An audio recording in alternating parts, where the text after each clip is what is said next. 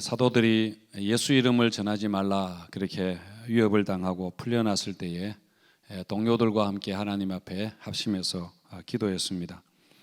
위협이 있음에도 불구하고 담대하게 하나님 말씀을 계속 전하게 해달라 그렇게 기도했습니다. 그리고 병자를 위해서 기도하면은 병이 낫는 역사가 일어나고 예수 이름으로 표적과 기사가 일어나게 해달라 그렇게 기도했는데, 하나님이 그 기도를 들으시고 모인 곳이 진동하고 무리가 다 성령이 충만해서 나가서 담대하게 하나님의 말씀을 전했다 그렇게 했습니다. 이렇게 위협과 방해가 있음에도 불구하고 담대하게 해야 할 일을 계속 했다는 것이 우리에게 큰 믿음의 도전이 됩니다. 교회가 어려움이 있을 때에 사실 교회의 어려움이라는 것은 한 가지라고 그렇게 볼 수 있죠. 교회가 교회의 사명을 감당하지 못하는 것, 그게 교회의 가장 큰 어려움입니다만은, 이런 위협을 당할 때에 함께 기도하는 동역자들이 얼마나 중요한가 하는 것을 지난주에 우리가 생각해 보았습니다. 그래서 교회가 이런 교회의 사명, 본연의 임무를 감당하기 위해서 정말 중요한 필요 조건이 바로 연합된 공동체입니다. 다시 말해서 교회가 한 마음과 한 뜻이 되는 것이죠. 32절에 있는 것처럼 믿는 무리가 한 마음과 한 뜻이 되었다 그렇게 했는데요. 위협을 당하고 시련이 오고 어려움이 있더라도 우리가 합심해서 기도한다면은, 기도할 수 있다면은 교회는 어떤 시련도 이길 수 있습니다. 그리고 정말 자기의 물건을 서로 통용할 수 있는 그런 친밀한 공동체가 있다면은, 그런 공동체가 된다면은 그야말로 가족의 힘이 그렇게 나오는 것이지요. 그리고 또 자기 재산을 나누어서 서로의 필요를 채워주는 그런 사랑이 있다면은 정말 그런 공동체는, 그런 교회는 무엇이든지 할 수 있을 것입니다. 이처럼 연합의 힘이라는 것은 굉장한 것입니다. 지금까지 여러 문명이 인류 역사에 흥망성쇠를 거듭했지만은 한 10개 정도 문명 중에 외부의 침략에 의해서 외부적으로 그렇게 망한 것은 2개 정도밖에 되지 않고요. 대부분은 다 내부 분열에 의해서, 또 도덕적인 타락에 의해서 내부적으로 다 망했다고 그렇게 합니다. 요즘 그 새벽기도 말씀이 잠언입니다만은, 잠언 말씀에도 다툼이 얼마나 어리석은가 하는 것이 그렇게 반복해서 나오고 있습니다.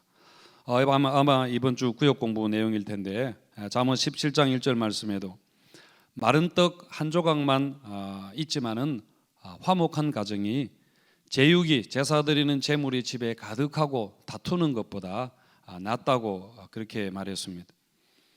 지혜롭게 분열하는 것보다는, 서로 똑똑해서 분열하고 싸우는 것보다는 어리석게 합하는 것이 낫다는 말처럼, 우리가 연합을 위해서 이렇게 어리석게 되는 그런 용기가 우리에게 필요합니다. 사람은 누구나 바보가 되는 것을 원하지 않습니다.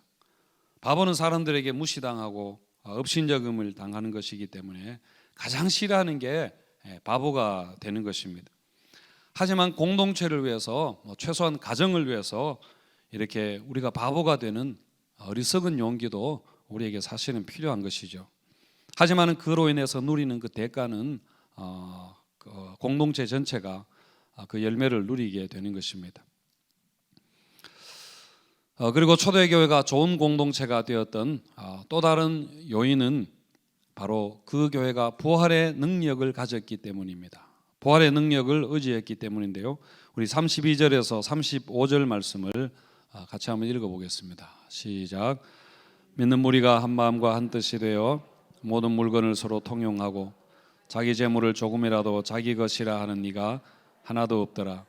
사도들이 큰 권능으로 주 예수의 부활을 증언하니 무리가 큰 은혜를 받아 그 중에 가난한 사람이 없으니 이는 밭과 집 있는 자는 팔아 그 판 것의 값을 가져다가 사도들의 발 앞에 두매 그들이 각 사람의 필요를 따라 나누어 줍니다. 아멘. 33절 말씀, 33절에서 사도들이 큰 권능으로 예수의 부활을 전했다, 증언했다 그렇게 했는데, 그러니까 그들 안에 이 부활의 능력이 역사하고 있었던 것이죠. 이렇게 33절을 중심으로 하고 앞뒤로 말씀이 좋은 공동체의 모습을 보여주고 있습니다. 32절에서는 서로 한 마음과 한 뜻이 되어서 모든 물건을 서로 통용했다, 나누어 썼다 그렇게 이야기했고요. 34절과 35절에서는 그래서 가난한 사람이 그 교회 안에 없었고 자기 재산을 팔아서 교회 가지고 와서 서로 필요한 대로 사용했다, 나누어 가졌다 그렇게 말했습니다. 그래서 이 구조를 볼 때도 이런 좋은 공동체가 가능했던 것이 바로 부활의 능력이었다는 것을 강조하는 그런 구조를 가지고 있습니다.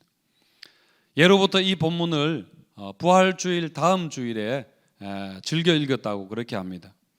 사실은 별로 부활주일과 상관없어 보이는 말씀인데, 하지만 이게 부활주일과 관계가 있다고 생각하고 보면은 정말 그렇구나 싶은 그런 말씀입니다. 여러분, 부활이 역사적으로 실제로 일어났던 사실이라는 가장 강력한 증거가 바로 사람들의 변화에 있습니다. 부활을 경험했던 제자들의 변화에 있습니다. 여러분, 유대인들은 자신들의 그 종교적인 신념과 전통과 관습을 바꾸지 않기로 가장 유명한 사람들인데, 그런데 베드로의 설교로 지금 3,000명, 5,000명이 회심하는 일이 일어났는데 이들 대부분들이 다 유대인들입니다. 그러니까 이 사람들이, 그렇게 종교적으로 고집이 있는 사람들이 하루아침에 자기의 그 신앙을 버리고 기독교인이 되었다는 것은, 이것은 부활의 능력이 아니고는 설명할 수가 없는 그런 역사이죠. 그리고 부활로 인한 사람들의 그 변화는 단순히 사상의 변화에만 그치는 것이 아니라 그들의 생활의 변화가 일어났다는 데 있습니다. 그리고 그 대표적인 것이 바로 돈 사용에 관한 그런 변화입니다. 사람들이 여러분 어떻게 자기 재산을 자기 것이라 주장하지 않고 또 자기의 집과 논밭을 팔아서 교회에 그렇게 여러분 공동체를 위해서 바칠 수가 있습니까? 많은 사람들이 신앙은 변해도 잘 변하지 않는 것이 바로 돈에 관한 자세입니다. 보통 타고난 성격에 따라서 잘 베푸는 사람이 있고 인색한 사람이 있습니다만은, 신앙 때문에 인색한 사람이 잘 베푸는 사람으로 변했다면은 그 사람은 정말 신앙이 좋은 사람입니다. 여러분, 그 정도로 우리 신앙은 주로 우리의 그 머리에서 다 소비가 되어버리고, 생활의 변화까지는, 물론 생활의 변화가 있기도 합니다. 술, 담배를 끊기도 하고 그렇게 할 수는 있어도 돈 사용에 있어서 전격적인 변화가 일어난다는 것은, 그것은 정말 여러분 부활의 능력이 역사한 결과이죠.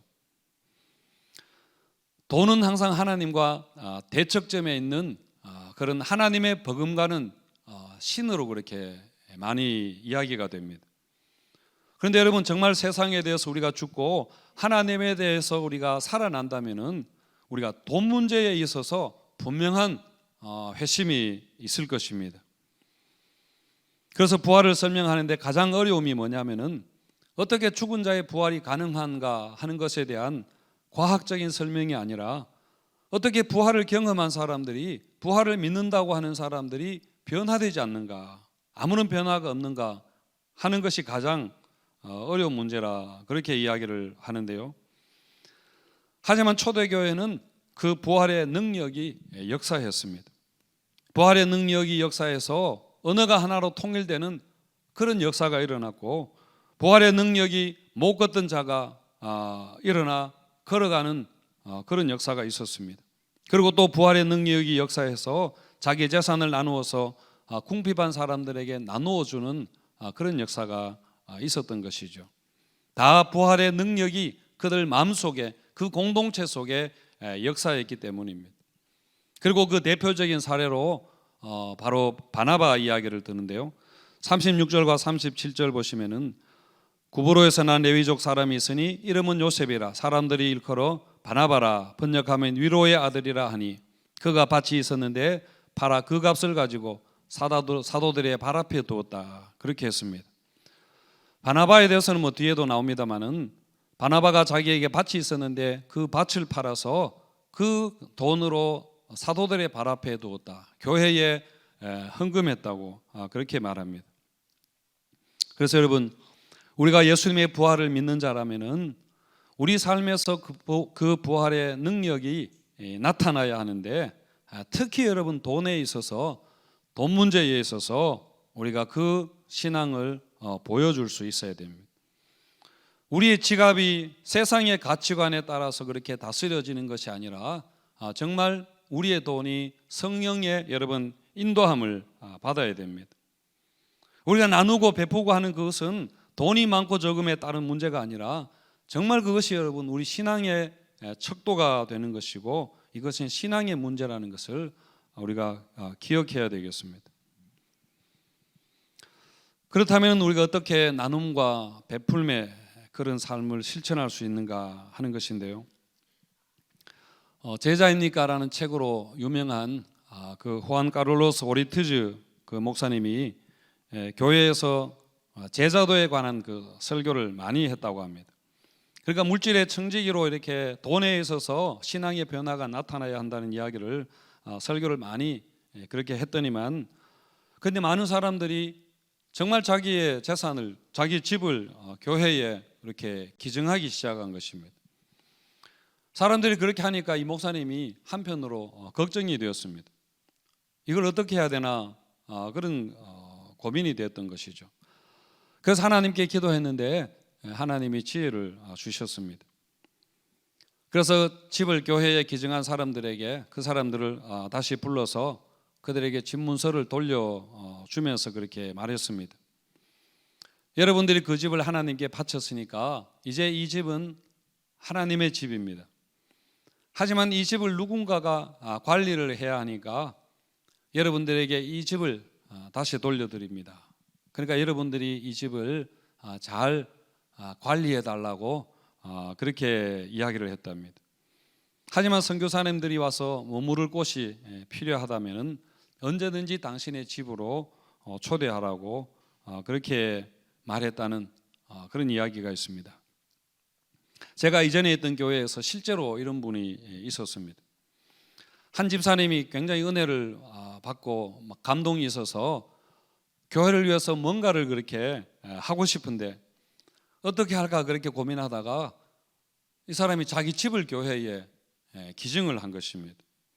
뭐 집이 여러 채가 있거나 한 것이 아니라 이 사람에게 집은 그 하나였고 세탁소를 운영하며 사시는 분이었는데, 물론 뭐 집도 굉장히 크고 또 잘 사는 그런 분이었습니다.